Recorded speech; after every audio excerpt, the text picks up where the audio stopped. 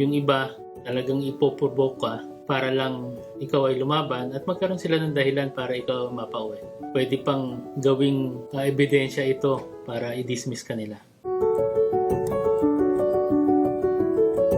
Nung nakaraan, naging topic natin ang mental health. Kung kayo ay nakakaranas o sa palagay ninyo, kayo ay namamaltrato sa barko, subukan ninyong umanap ng kausap.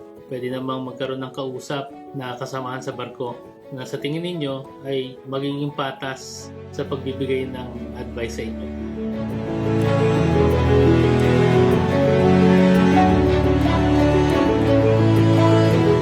Or ang pamilya ninyo, pwede nyong kausapin. Marami na tayong technologies ngayon para makausap ang ating pamilya. Pwede rin nating subukan na kausapin ang tao sa opisina. Maging matalino tayo sa ating mga gagawing hakbang kasi may mga tao na kapag naramdaman nila na sila'y naapi, sila ay gumagante.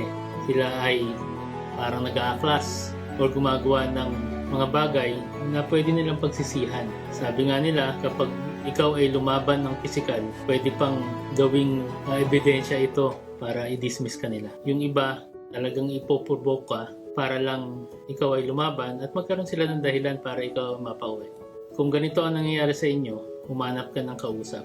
Alam ko na nakarang episode, meron tayong mga na-i-flash na helpline doon sa ating episode ng ating mental health.